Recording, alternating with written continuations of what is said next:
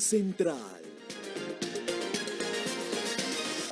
Este programa es para toda la familia. No contiene escenas de sexo ni violencia. Los menores deben estar en compañía de los padres o un adulto responsable. Contiene sistema closed caption. Este programa fue financiado con recursos del Ministerio de las TIC.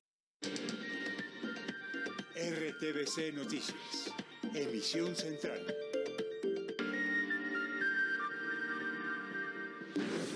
Atención, la Cancillería emitió comunicados sobre la ausencia de Colombia en la sesión de la OEA, donde se abordó el tema Nicaragua. Dice que hay razones estratégicas, humanitarias y no ideológicas.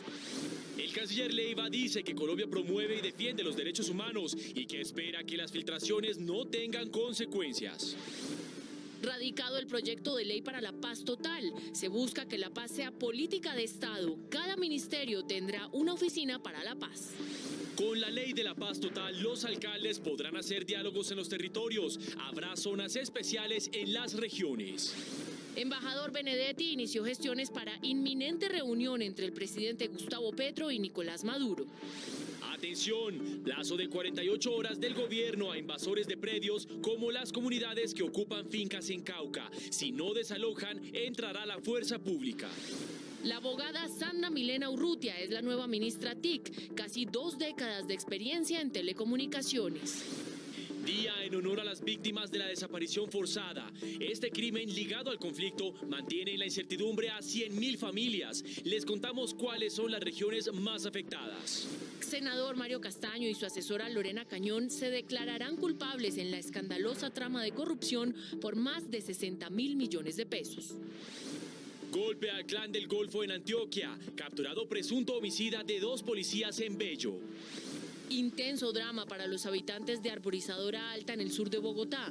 Más de 50 afectados por un incendio que consumió una manzana. La violencia sigue en Bogotá. Un cuerpo fue hallado en un caño. Fue asesinado con arma de fuego. Los extorsionistas siguen azotando a los comerciantes de Barranquilla. Anuncian protesta con cierre general la próxima semana. Proyecto de ley propone darles vacaciones y licencias por maternidad a los cuentacobristas. Les explicamos las diferencias entre los distintos tipos de contratos. Atención, murió Mikhail Gorbachev, último presidente de la Unión Soviética y hombre clave en la caída de la cortina de hierro. Esperen oportunidades. Hay 200 vacantes en Canadá. Y ojo a esta oferta de empleo en Bogotá. Hay vacantes incluso para personas sin experiencia. Y en deportes, Luis Sinisterra anotó su segundo gol en Inglaterra con el Leeds. Y no le perdemos la rueda a la Vuelta a España. Miguel Ángel López hizo una espectacular contrarreloj y Evenepoel luce indestronable. Ya se sabe qué país será el invitado de honor en la próxima Feria Internacional del Libro de Bogotá. En Cultura, todos los detalles.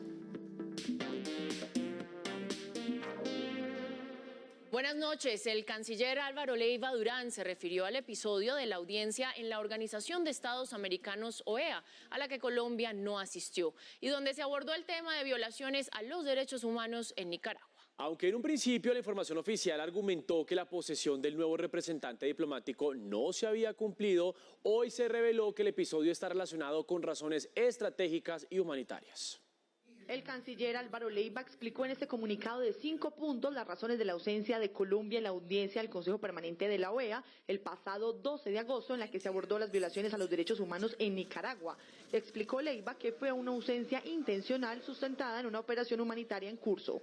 La ausencia de Colombia en la citada sesión se debió tanto a razones estratégicas como humanitarias y no ideológicas. En su momento, Luis Ernesto Vargas, embajador designado ante la OEA, se refirió así al episodio de la audiencia de Colombia. Alguien empezó a culparnos como funcionarios sin que aún lo seamos. No hemos sido nombrados, mucho menos hemos presentado documentos para la posesión, pero ya nos están imputando omisiones. Tengan la decencia de investigar.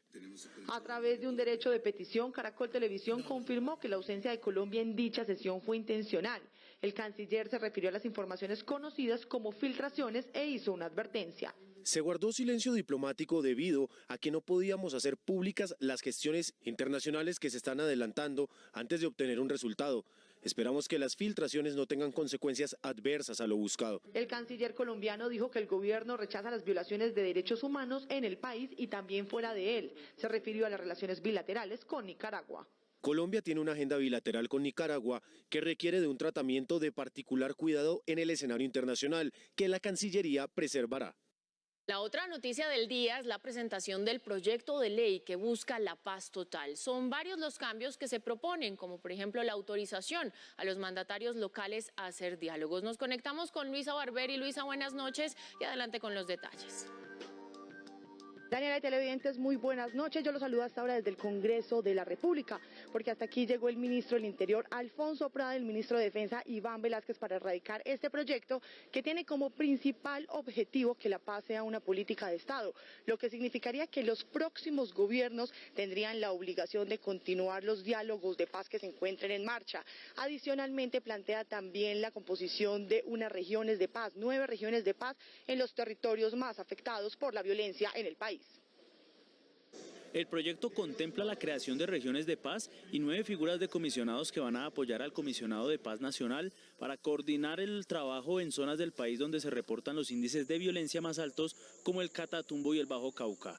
Se contempla facultar a los alcaldes para que participen en diálogos locales. El principal objetivo del proyecto de ley es lograr que la paz sea una política de Estado. Eso implica que le da carácter vinculante a los acuerdos, para que ellos no sean interrumpidos en la fase de implementación y cumplimiento, y que incluso los procesos de paz que estén en curso vinculen a los gobiernos siguientes en la continuidad.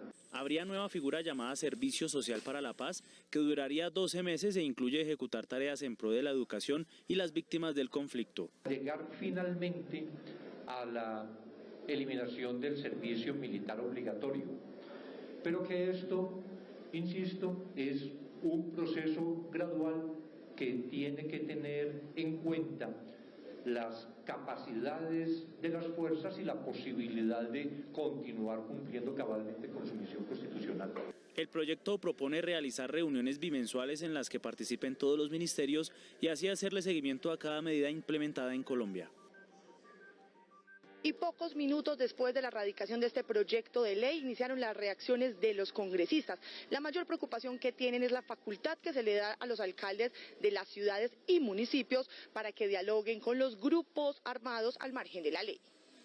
Facultar a los alcaldes para que participen en diálogos locales es uno de los puntos que preocupa al exnegociador con las FARC y hoy congresista Humberto de la Calle. Hay que tener cuidado con la excesiva descentralización. Se habla de autonomía de los alcaldes y también esto va a generar una dificultad, porque es como una orquesta. El director de orquesta tiene que conducir la partitura, de lo contrario puede desafinar parte de la orquesta.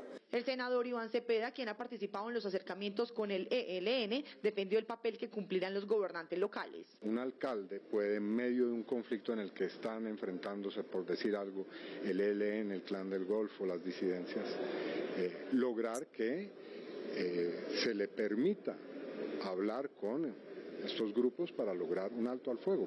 Los partidos de oposición cuestionan esa facultad que tendrían los mandatarios en las regiones. El poder regional para que las decisiones se vuelvan política pública, eso me parece demasiado audaz. Este proyecto deja muchas preocupaciones.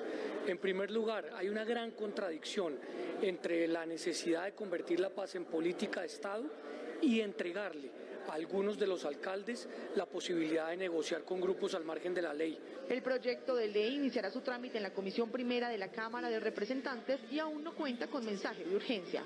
Compañeros y televidentes, para terminar yo les cuento que el presidente de la Cámara de Representantes, David Racero, se reunió con el director de la policía y afirmó que en los próximos días se espera que esta institución se reúna con jóvenes de la primera línea para hablar sobre la reestructuración al SMAT. Desde el Congreso de la República, esta es toda la información por el momento. Regreso con ustedes, Luisa Barberi, RTVC Noticias, conectados 24/7. El presidente Gustavo Petro podría tener una primera reunión en octubre con Nicolás Maduro. Así lo anunció el embajador colombiano en Caracas, Armando Benedetti. Eso estábamos planeando para ver si puede ser en octubre. Con esta declaración, el embajador Armando Benedetti reveló que el gobierno del presidente Gustavo Petro está evaluando reunirse con Nicolás Maduro en 2 meses. Petro y Maduro han expresado su disposición para normalizar las relaciones bilaterales después de 3 años de ruptura, cuando el expresidente Iván Duque reconoció al dirigente opositor Juan Guaidó como presidente interino de Venezuela. Benedetti se reunió este martes con el presidente del Parlamento Nacional venezolano, Jorge Rodríguez, quien celebró el restablecimiento de las relaciones entre ambos países. Qué alegría que lo que nunca debió haberse torcido se haya logrado enderezar nuevamente. Eso es la relación entre nuestros pueblos, la relación entre nuestra historia. Cuando le preguntaron a Benedetti sobre el asilo político para venezolanos opositores al gobierno de Maduro que residen en Colombia, el embajador fue enfático. Yo le contesto lo que ha dicho el presidente Petro. Si alguien pide asilo político y cumple las condiciones, pues siempre se le dará. Rodríguez subrayó que están planeando también un encuentro interparlamentario con el Congreso colombiano y que ya hay un acuerdo entre ambas partes para apoyar el restablecimiento de las relaciones comerciales y diplomáticas. Aún no hay fecha para la reapertura de los cruces fronterizos golpeados por el contrabando y la acción de grupos armados ilegales, que junto al tema migratorio son unos de los más delicados en la agenda bilateral. En una declaración conjunta, ministros y funcionarios del gobierno enviaron un mensaje de rechazo y advertencia por la invasión de tierras en Cauca y Antioquia.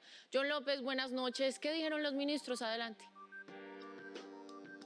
Hola Daniela, muy buenas noches. Pues esta declaración conjunta la dieron la vicepresidenta Francia Márquez, los ministros de Defensa, del Interior y la ministra de Agricultura. Lo primero que hicieron fue rechazar las invasiones a predios que se vienen presentando en los departamentos de Valle del Cauca, Cauca, Huila y Cesar, al parecer por asociaciones campesinas e indígenas. También dieron un plazo de 48 horas para que este tipo de acciones cesen. El ministro de Defensa, Iván Velázquez, dijo que aunque para este gobierno prima el diálogo, no se descarta que si continúan presentándose estas invasiones a los predios, la fuerza pública intervenga estos territorios. Además, aseguraron que todo esto se hace para garantizar los derechos a la propiedad privada.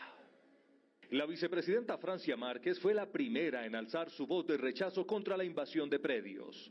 No aceptamos y rechazamos y solicitamos a quienes hoy están de manera violenta o de manera inadecuada invadiendo predios privados a lo largo y ancho del país.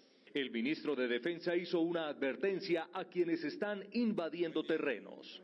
Las fuerzas de policía deben actuar para impedir la ocupación de esos terrenos y dentro de las 48 horas siguientes, como lo consagra la ley, hacer también tomar todas las medidas, realizar las acciones necesarias para desalojarlos. Dijo que, aunque prima el diálogo, el gobierno no puede permitir ese tipo de prácticas. Este gobierno privilegia el diálogo sobre las medidas de fuerza, pero eso no significa que entonces se tolere prácticas de esta naturaleza. La ministra de Agricultura afirmó que hay que proteger la propiedad privada. Nos preocupan todas las invasiones que están desconociendo la institucionalidad y la ley y los derechos de propiedad legalmente adquiridos. Sobre la reforma tributaria, la ministra Cecilia López aseguró que no necesita ser tramitada en el Congreso de la República para ponerla en funcionamiento. Muy bien, de otra parte les cuento que hace pocos minutos desde la Presidencia de la República se confirmó la designación de la nueva ministra TIC. Se trata de la abogada Sandra Milena Urrutia, que cuenta con más de 18 años de experiencia en el sector de las telecomunicaciones. Dentro de su experiencia está ser directora de vigilancia fiscal para el sector TIC, también fue asesora externa y jurídica del viceministerio TIC, tiene un magíster en Derecho Administrativo y es especialista en Derecho de las Telecomunicaciones. A esta hora, aquí en la Casa de Nariño, el presidente Gustavo Petro adelanta su habitual Consejo de Ministros con todos los integrantes de su gabinete. Compañeros, esta es toda la información por el momento desde el centro de Bogotá. John López, RTVC Noticias Conectados 24/7. Hoy es el Día Internacional contra la Desaparición Forzada y miles de familias en Colombia aún padecen las consecuencias por estos crímenes. Revisemos las cifras, Mateo. Daniela, el conflicto armado dejó más de 100.000 desaparecidos en el país, pero aún después de la firma de los acuerdos de paz se siguieron registrando víctimas. Y del 2016 a la fecha han reportado la desaparición de 23.441 personas y solo de enero a agosto de este año van 2.617 víctimas o personas desaparecidas.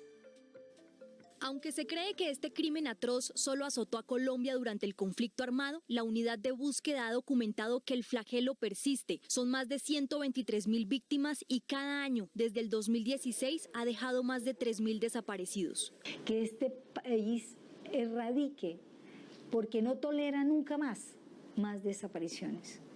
Que nadie más tenga que enfrentarse a este sufrimiento. El 95% de las víctimas son civiles. Según el Centro de Memoria Histórica, los paramilitares son quienes más han desaparecido personas, seguida las guerrillas y agentes del Estado. Que el Estado y la sociedad colombiana sigan trabajando para atender este problema y se coloquen al lado de las familias. Las familias de integrantes de la fuerza pública viven el drama por los que jamás regresan, como ocurrió con el cabo primero Carlos Alberto Barrera, de quien no se tiene rastro desde hace 25 años, cuando fue retenido por las extintas FARC en Caquetá. Ellos sabían dónde estaban ubicados, a dónde los habían enterrado, pero hasta ahora no me volvieron a decir más nada. Antioquia, Meta y Valle del Cauca son las regiones que más personas desaparecidas reporta. Veamos un poco de esta situación en las regiones. Según cifras del Centro Nacional de Memoria Histórica, Antioquia es el departamento en donde más víctimas de desaparición forzada hay. El registro llega a los 19.829 desaparecidos. Le siguen Meta con 5.280 casos y también tenemos allí a Valle del Cauca con 3.908. Medellín y Turbo son los municipios más golpeados por estos crímenes.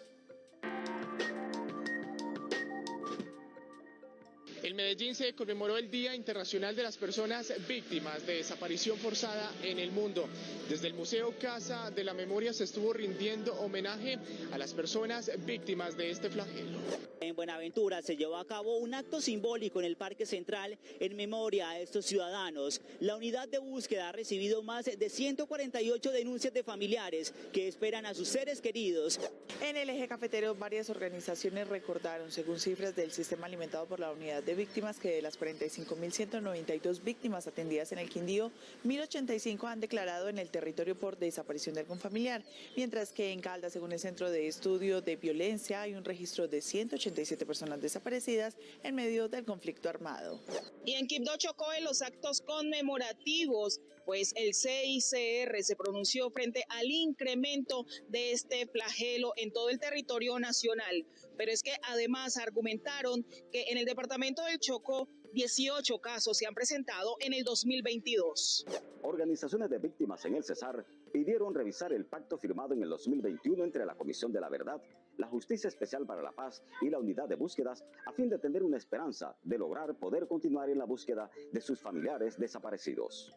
El departamento que más víctimas de desaparición forzada registra en la costa atlántica es Magdalena con 3.919 casos. Le siguen Cesar con 3.758, Bolívar con 2.822 y Atlántico con 705. Además, las víctimas en el Atlántico piden que se evite trabajar en el canal del dique hasta que sean encontrados los restos de los desaparecidos. José David Oquendo de la Radio Nacional nos cuenta más.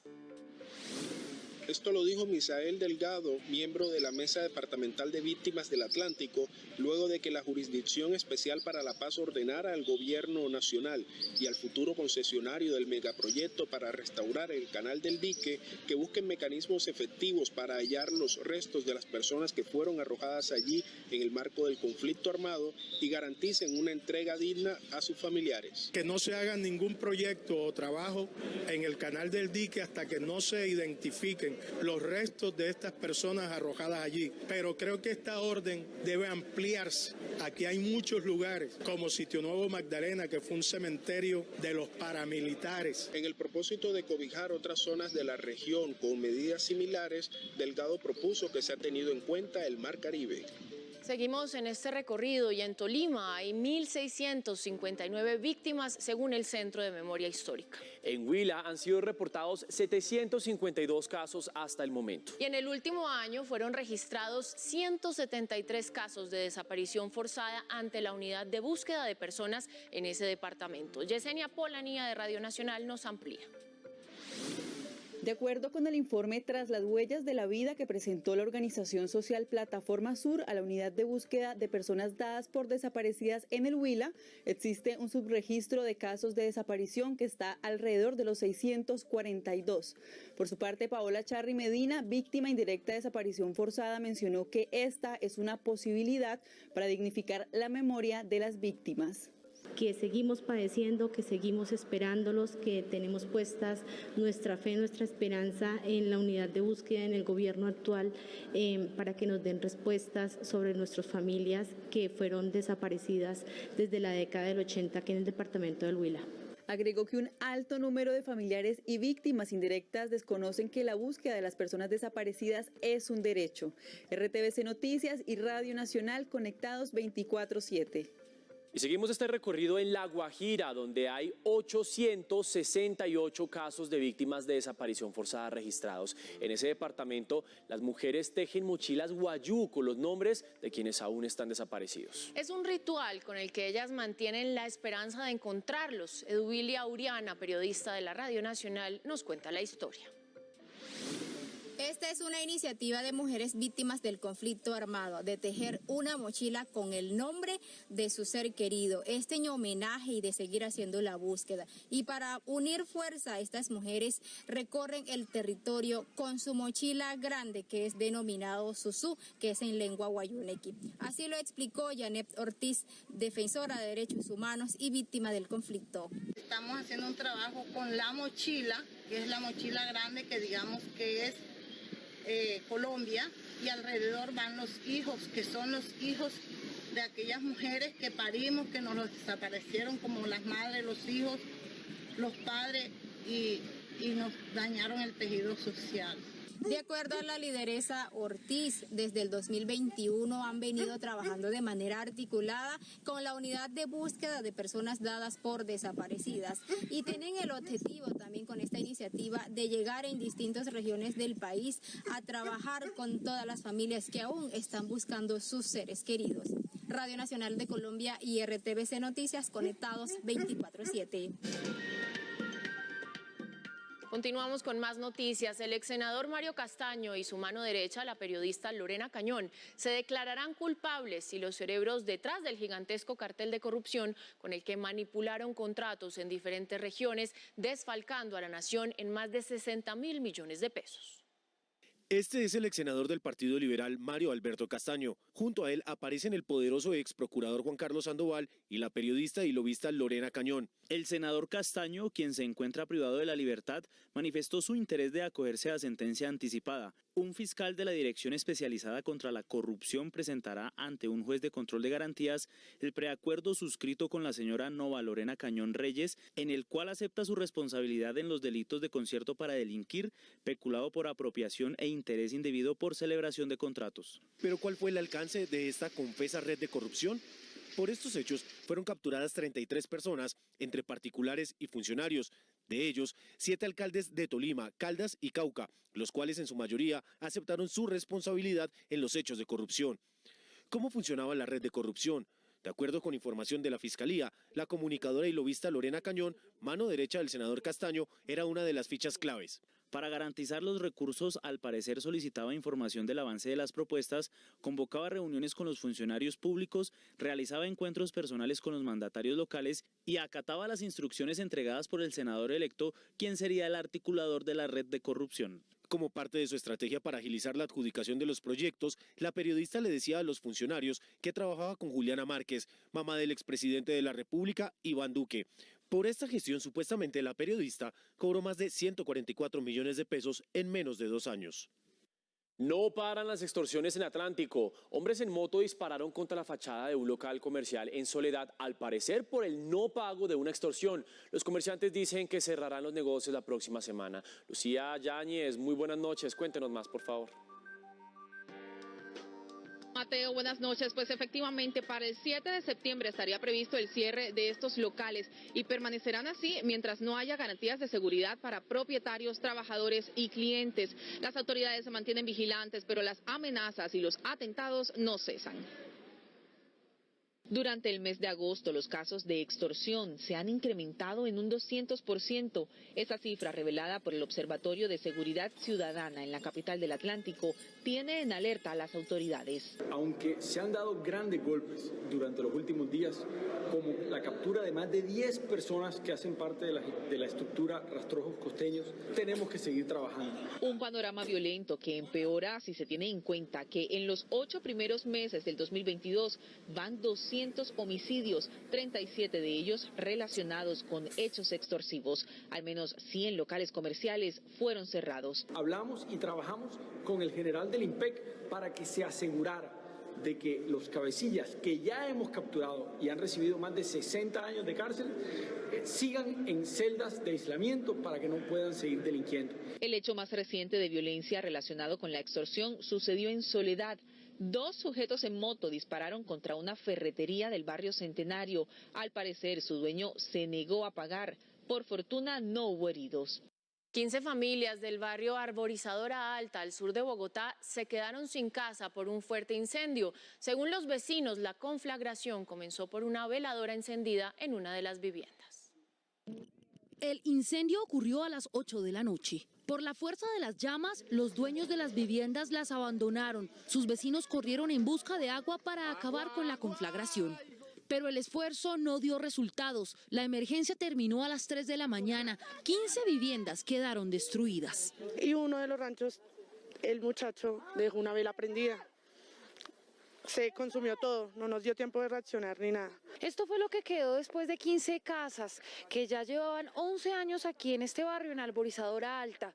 Lo que han asegurado las autoridades es que son 39 familias afectadas y además 17 niños que también están pidiendo ayuda a las autoridades. Mientras tratan de recuperar lo que les quedó, las familias buscan dónde pasar la noche. Confiando en Dios, ahorita eso paramos 4 palos y 2 tejas y ahí nos quedaremos. La alcaldía de Ciudad Bolívar entregó ayudas. Los kits de emergencia que se están entregando consisten en kit noche, kit cocina y kit aseo.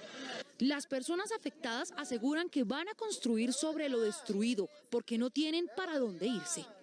Hallaron el cuerpo de una persona en un caño de Puente Aranda, en el occidente de Bogotá. La víctima presentaba heridas de arma de fuego. Un ruido extraño despertó a los habitantes del barrio Los Sauces en Puente Aranda. Pues aquí se oyeron unos tiros a las 5:30 de la mañana, pero pues se escuchó y nosotros por acá no salimos porque pues en realidad este barrio se ha vuelto muy inseguro. El llamado de la comunidad fue atendido por la policía de inmediato.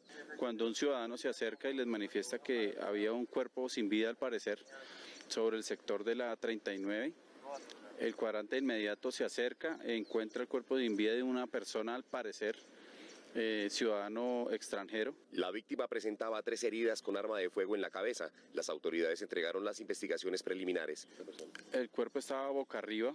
Estamos en investigación y ya pues la investigación descartará las hipótesis que tienen. Al parecer fueron retaliaciones por microtráfico. El cuerpo fue trasladado a medicina legal para la identificación de la víctima y la ampliación de la investigación sobre el caso. Seguimos con noticias de Bogotá. Hay preocupación por los retrasos en las obras de Transmilenio por la carrera 68. Al respecto, la alcaldesa Claudia López hizo un llamado de atención y exigió celeridad. Sobre las 8:50 de la mañana iniciamos este recorrido desde la avenida 68 con calle 41 Sur hacia el norte para ver el movimiento de los trabajadores de los contratistas. El resultado, máquinas apagadas, obreros sentados, algunos chateando, otro grupo apenas barriendo y varios que incluso a pesar de acabar de comenzar la jornada decidieron adelantarse a la hora del almuerzo. Unos pocos sí trabajaban, pero la constante es la lentitud para adelantar esas megaobras. Querido, de la 7ª a la autopista norte hay 20 personas trabajando. No tiene sentido realmente que vayan tan atrasados y que no esté la gente que se necesita haciendo los frentes de obra. Y este es uno de los 4. La ciudadanía coincide con la alcaldesa mayor.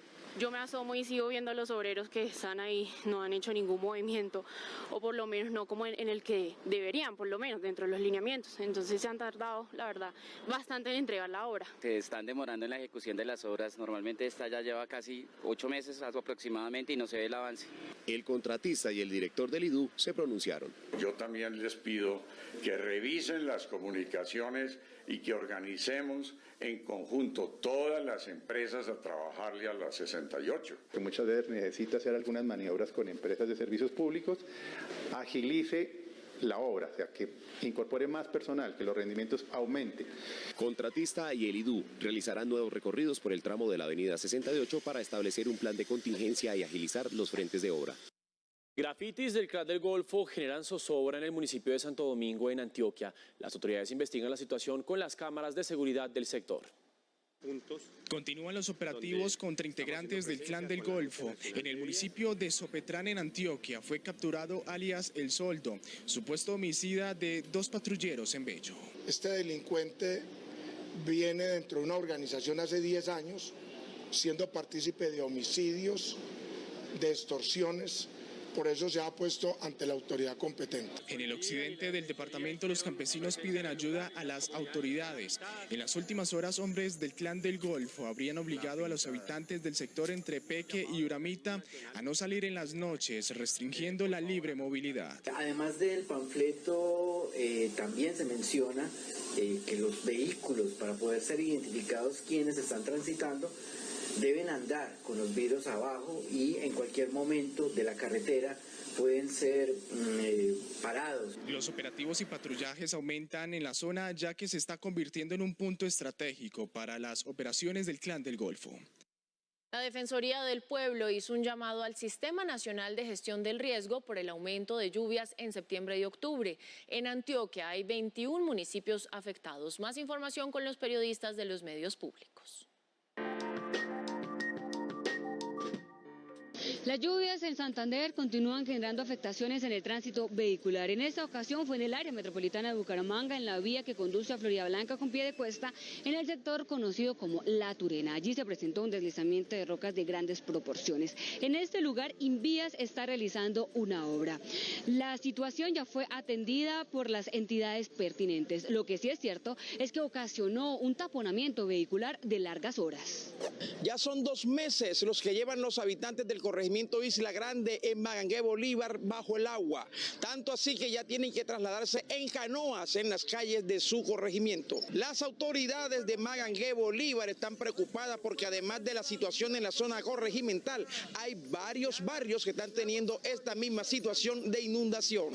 En Puerto Colombia Atlántico, el desbordamiento de 2 arroyos tras las fuertes lluvias de los últimos días provocó inundaciones en 13 barrios del municipio. El alcalde y autoridades departamentales ya atienden la emergencia en las zonas más afectadas, entregando colchonetas y material de construcción, teniendo en cuenta que el IDEAM pronostica lluvias hasta fin de año.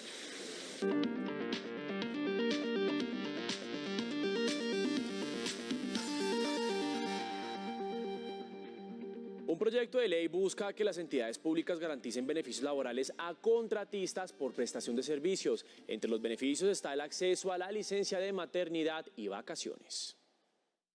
La iniciativa busca aumentar los beneficios en la contratación de personas naturales mediante la modalidad de contratos por prestación de servicios. El proyecto obligaría a las entidades públicas a brindar los siguientes beneficios. ¿A qué le apuntamos? En primer lugar, a que tengan licencia de paternidad o de maternidad.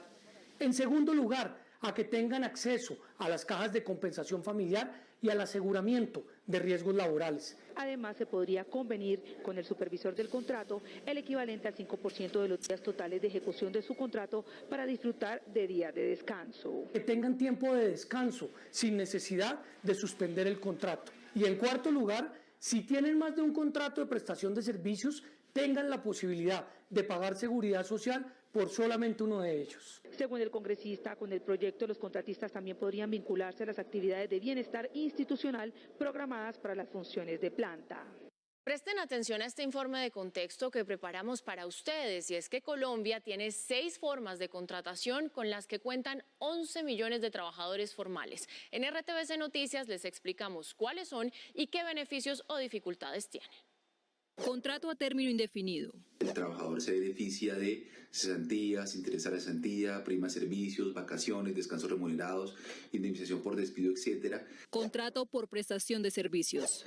El valor del servicio se acuerda entre las partes y no genera relación laboral ni obliga a la organización a pagar prestaciones sociales. El empleado se encarga de pagar su salud y pensión. Contrato a término fijo. Es un contrato a plazo por el cual las partes pactan por escrito un plazo de una fecha inicial a una fecha final por el cual el trabajador va a desarrollar actividades que se puede prorrogar de forma tácita o expresa. Contrato por obra o labor. Se firma para una labor específica y termina en el momento en que la obra llegue a su fin. Este tipo de vinculación se caracteriza para trabajos de construcción, universidades y colegios. Contrato temporal. Está pensado para el desarrollo de actividades distintas del giro ordinario de negocios del empleador por periodos no superiores a 30 días. Contrato de aprendizaje. La persona realiza su formación teórica y práctica en una entidad autorizada, no puede superar los 2 años de vinculación y el pago de sostenimiento es de mínimo 50% de un salario mínimo.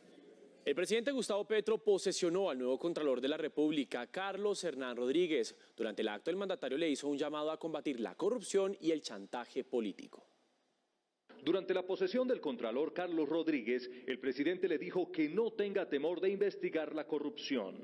Le he pedido que no haya ninguna distinción ni temor alguno por investigar cualquier actuación administrativa de funcionarios del gobierno. Y se refirió al llamado chantaje político del que, según él, ha sido víctima en varias oportunidades. Que los órganos de control del Estado se han convertido en instrumentos de chantaje político. Y el chantaje político no es solo sino una forma que adquiere la política corrupta. El presidente aseguró que la corrupción está entregando el Estado a las mafias. El Congreso eligió esta noche a los 9 magistrados del Consejo Nacional Electoral. En la selección quedó el excongresista Álvaro Hernán Prada, quien fue llamado a juicio en el caso por el expresidente Álvaro Uribe. El Congreso de la República eligió a los 9 magistrados del Consejo Nacional Electoral. El excongresista Álvaro Hernán Prada fue uno de los elegidos. El Centro Democrático lo apoyó. Y por la plancha número 2 ha sido elegido Álvaro Hernán Prada.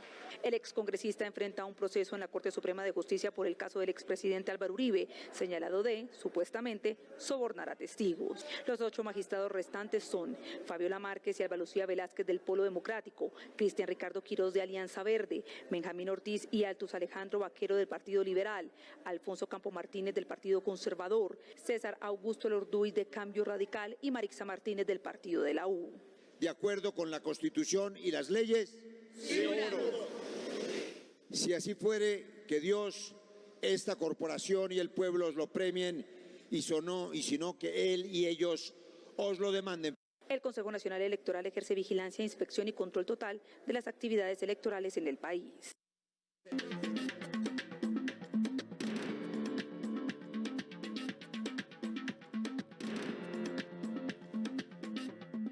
Hablemos de lo que pasa en el mundo. Murió Mikhail Gorbachev, el último presidente de la Unión Soviética antes de su disolución. Fue el padre de la perestroika y una figura clave para el fin de la Guerra Fría. Recibió el Premio Nobel de Paz en 1990 y tenía 91 años. Reverenciado en Occidente por defender la libertad y el cambio en una época en la que muchos pensaban que la Guerra Fría no terminaría nunca, Mikhail Gorbachev cambió el curso de la historia al desmantelar a la Unión de Repúblicas Socialistas Soviéticas. Al lanzar reformas para lograr la Glasnost o apertura y la perestroika, que traduce al castellano reestructuración, Gorbachev desencadenó las fuerzas que condujeron al fin de la Guerra Fría. Por eso líderes del mundo han lamentado su muerte este martes. El mundo ha perdido un destacado líder mundial, multilateralista, comprometido e incansable defensor de la paz. Estoy profundamente entristecido por su fallecimiento. Jugó un papel crucial para poner fin a la Guerra Fría y derribar la cortina de hierro. Abrió el camino para una Europa libre. Mientras estuvo en el poder entre 1985 y 1991, Gorbachev optó muchas veces por la paz en lugar de la confrontación, acelerando el deshielo de los lazos con Occidente. Su política exterior sacudió el orden mundial, pues desactivó el conflicto nuclear con Estados Unidos, retiró las tropas soviéticas de Afganistán y aflojó las riendas de los países satélites de Europa Oriental. Enfrentado al ostracismo en Rusia, donde era visto como una figura ambivalente, Gorbachov recibió el Nobel de Paz en 1990.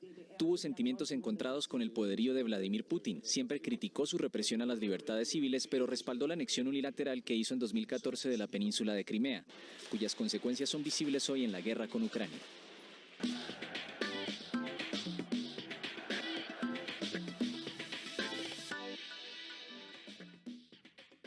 Muy buenas noches, bienvenidos a la información deportiva. Qué alegría saludarlos como todas las noches aquí desde la ciudad de Medellín y sobre todo cuando comenzamos con tan buenas noticias para el tenis colombiano, porque Daniel Galán sorprendió en el US Open tras vencer al griego Tsitsipas, número 5 del mundo. Vamos nosotros a repasar la crónica de esta brillante y espectacular victoria del colombiano. De consistencia y rapidez. Así fueron los sets iniciales de Nadal y Novak Djokovic. El segundo fue un 6-1 con un drive imponente y el griego apenas podía responder. Pero a Daniel todavía le quedaba tenis.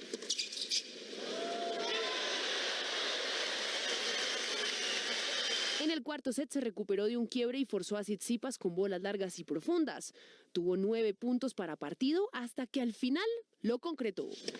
Logré mantenerme y luego recuperar eso. Ese break abajo en el cuarto que fue muy importante y nada, muy contento de haber sacado el partido adelante. Ahora otro rival de buen tenis, el australiano Jordan Thompson. Aquí todos son rivales duros y bueno, muy contento de estar en la siguiente ronda y concentrado ya en el siguiente partido para sacarlo adelante. Y todos los días ya nos estamos acostumbrando a escuchar buenas noticias de nuestros deportistas colombianos, como por ejemplo los cafeteros por el mundo. Estamos hablando de los futbolistas, porque hoy Luis Sinisterra marcó otro gol. Esto fue en la Liga de Inglaterra con su equipo el Leeds en el empate ante el Everton. Además también en Italia vamos a repasar los goles que se marcaron, en donde justamente se dieron por montones. Aquí los goles por el mundo. Clase de cómo finalizar un contraataque. Córner mal cobrado es gol en propia puerta. Y eso le pasó al Cremonese contra el Inter, que con este gol de Correa se fue adelante en el marcador 1-0. El segundo es una pintura digna de museo. Nicolò Varela tomó la pelota tras el centro de Çalhanoğlu de manera magistral. Golazo para el 2-0. Al visitante parece que no le...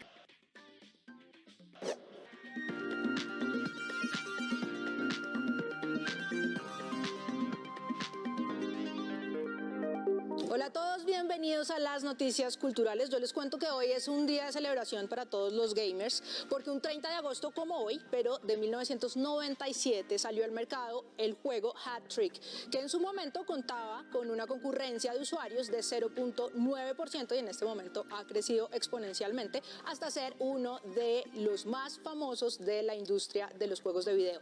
También tenemos más noticias de cultura, pero esas se las tiene Juan Sebastián Ramírez, Lot Cultura.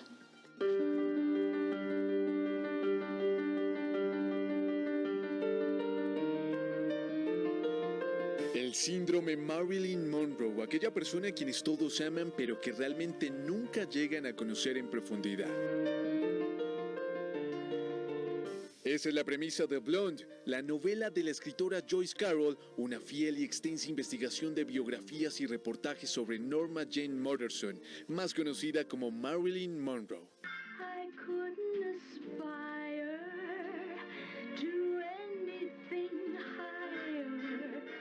Es un relato novelado sobre la vida de la emblemática rubia, su ascenso y transformación en la máxima estrella de Hollywood. En este proceso, la escritora no tuvo problema al describir a Marilyn, una mujer que hasta el día de hoy es vista casi como un personaje de ficción.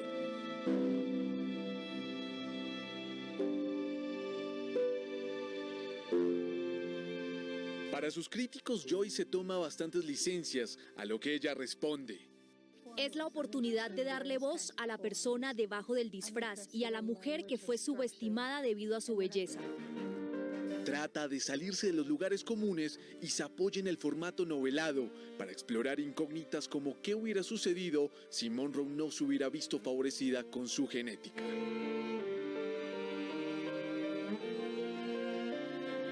Esclava de su belleza, se vio obligada a impostar al personaje que interpretaba en la pantalla grande, como la torpe pero hermosa rubia.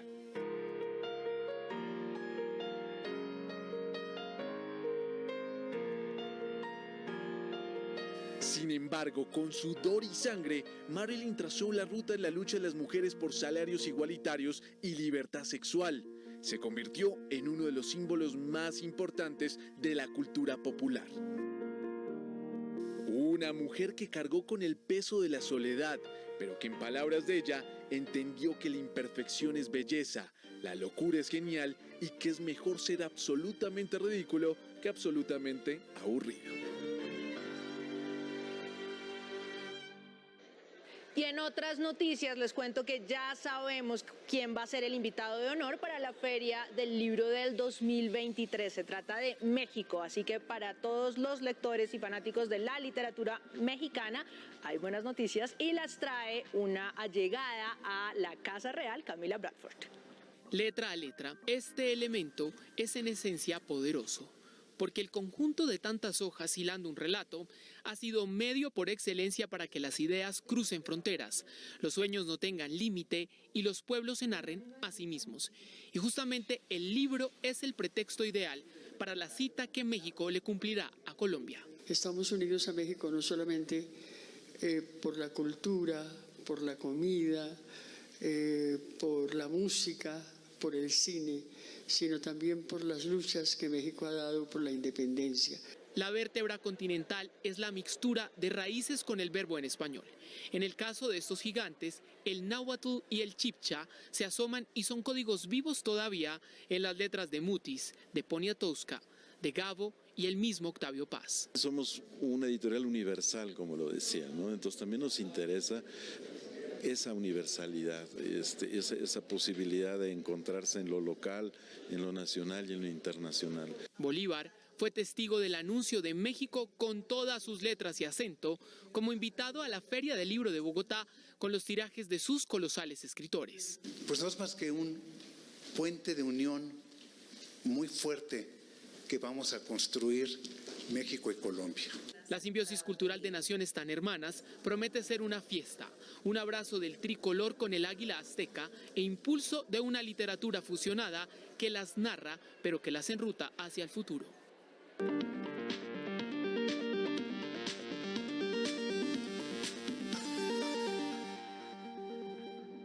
Más noticias. El Ministerio de Hacienda busca aumentar en 10 billones de pesos el presupuesto para 2023. Con la adición serían 401,4 billones de pesos para el funcionamiento estatal y para programas sociales.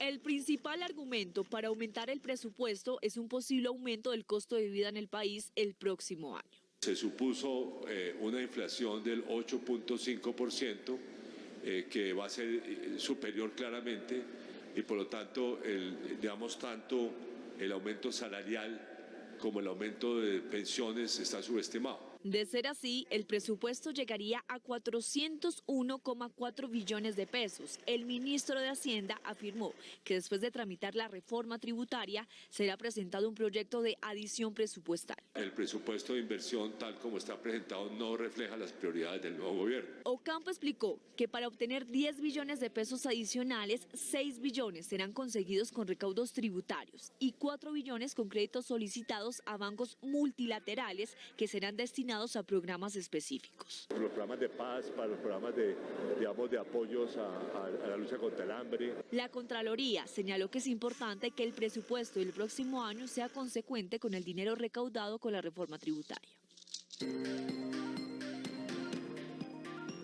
El precio del dólar subió 14 pesos con 3 centavos y llegó a 4.400 pesos con 16 centavos. El precio interno de la carga de café aumentó 20.000 pesos y quedó en 2.500.000 pesos. Colombia busca un crédito por 50 millones de dólares ante el Banco Mundial para reducir los costos de insumos agrícolas. A 137.000 millones de pesos ascienden las pérdidas del seguro obligatorio de accidentes de tránsito SOAT por deudas, fraudes y accidentalidad.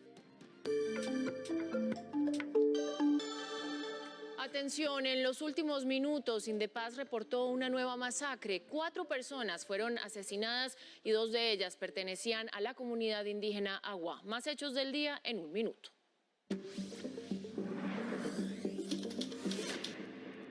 La JEP abrió el macrocaso 08 que investigará los crímenes cometidos por la fuerza pública en colaboración con paramilitares. Entre 2000 y 2009 ocurrió el 51% de crímenes como homicidios, masacres, desplazamiento forzado, tortura, amenazas y violencia sexual. Un juez dejó en firme la condena de 28 años de cárcel contra Jonathan Torres Campos, responsable del asesinato de la psicóloga Adriana Pinzón, ocurrido el 7 de junio en Zipaquirá, Cundinamarca.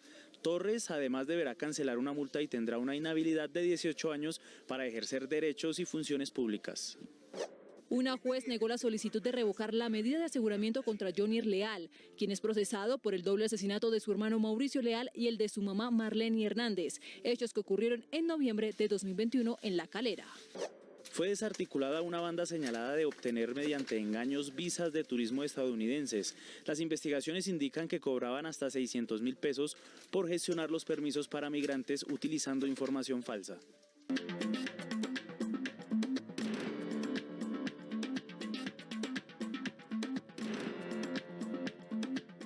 Hace 25 años el mundo se conmocionó por la trágica muerte de la princesa Diana de Gales, quien perdió la vida en un accidente de tránsito en París. La llamada princesa del pueblo fue un ícono de la realeza británica y también de la moda del siglo XX.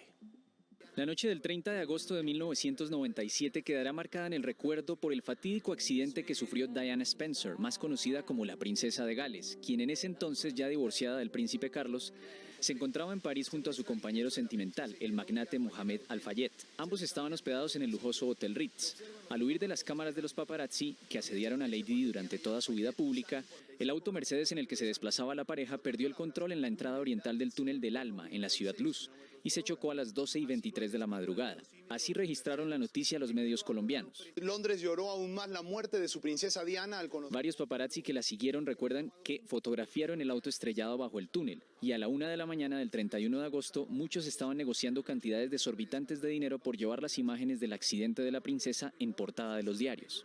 Diana murió horas más tarde en un hospital por las lesiones internas sufridas. Cuando se supo que el conductor estaba bajo los efectos del alcohol y el Prozac, la prensa sensacionalista respiró tranquila, pero para muchos fue la historia de una tragedia anunciada de la reina de corazones. En París muchos seguidores de Lady Di ya han puesto fotografías, flores y elementos alusivos a su memoria, para conmemorar un cuarto de siglo de la partida de uno de los mayores íconos del siglo XX. Llegamos a oportunidades, atentos, porque hay más de 200 vacantes de empleo para colombianos que quieran trabajar en Canadá. Les contamos cómo aplicar. En oportunidades de trabajo en el exterior, vaya a la página ape.sena.edu.co. Clique en la pestaña Personas y seleccione Inscriba su hoja de vida, donde tendrá que diligenciar sus datos personales y seguir el paso a paso. Cuando finalice, diríjase a convocatorias de empleo en el exterior y dé clic en Ontario, Canadá. Entre las vacantes se encuentran labores de operación de maquinaria, equipos, transporte, plomería, latoneros, entre otros. Lea con atención la descripción y requisitos como ser bachiller, tener más de 3 años de experiencia y contar con un inglés básico. Atentos, el promedio del salario mensual oscila entre los 10 y 15 millones de pesos colombianos. Y mucho ojo, tiene plazo de aplicar hasta el 26 de septiembre de 2022. Y muy importante, recuerde que si quiere seguir informado 24/7, nos encuentra en todas nuestras redes sociales como RTVC Noticias. Y más información de servicio. Si está buscando trabajo en Bogotá, el distrito y empresas privadas están ofreciendo vacantes. Y atención, porque la mayoría son para personas sin experiencia. La estación Ricaurte de Transmilenio es el lugar donde los ciudadanos pueden acercarse desde hoy hasta mañana a las 3 de la tarde para postularse a las miles de vacantes que están disponibles. Acercarnos a los stands y ellos nos están recibiendo las hojas de vida y los que no la tienen en físico están tomando un registro. Pues estoy buscando un tipo de trabajo digno, la verdad, para nosotros las personas transexuales es muy difícil conseguir empleo. Vengo en busca de paletero o oficio varios. En la lista de las ofertas hay vacantes para cajeros, auxiliares de cocina, asesores, conductores que no tengan comparendos, entre otros. Hay unos cargos que lo único que se solicita es saber leer y escribir. Son 2.000 vacantes aproximadamente que tiene Transmilenio a través de sus aliados en diferentes perfiles. Entidades públicas y empresas privadas están ofreciendo más de 4.000 vacantes para personas mayores de edad y para muchas ofertas no es indispensable tener experiencia laboral ni requisitos de estudio.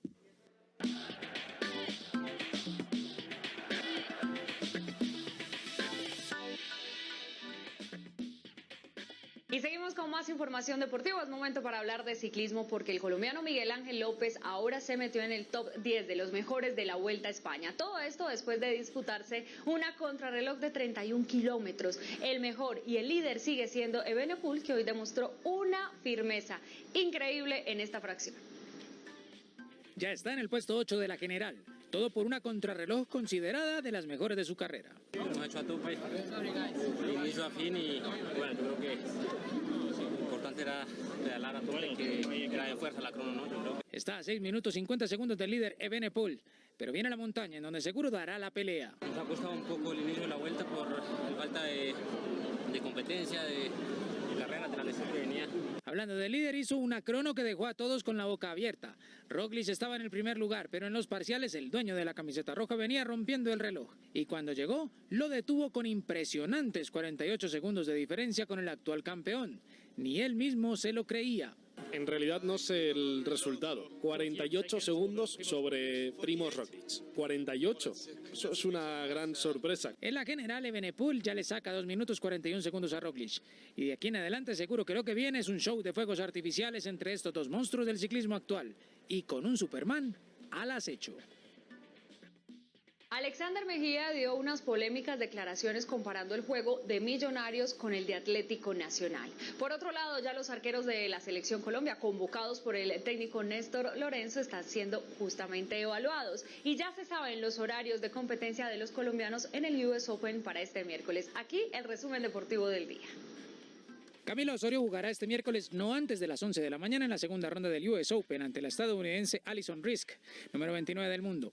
Mientras que la sensación del torneo, el también colombiano Daniel Galán, lo hará sobre las 2 de la tarde ante el número 102 del mundo, el australiano Jordan Thompson.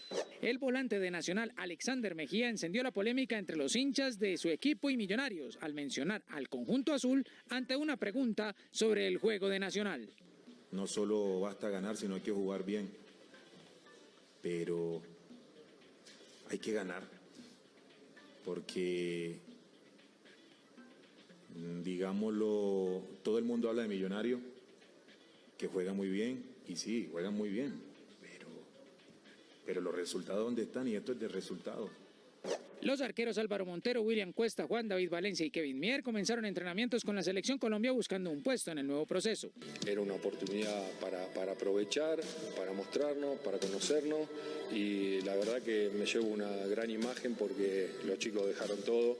Los goleros estarán en Bogotá hasta este miércoles para demostrar condiciones que los hagan seleccionables para los amistosos de septiembre ante Guatemala y México.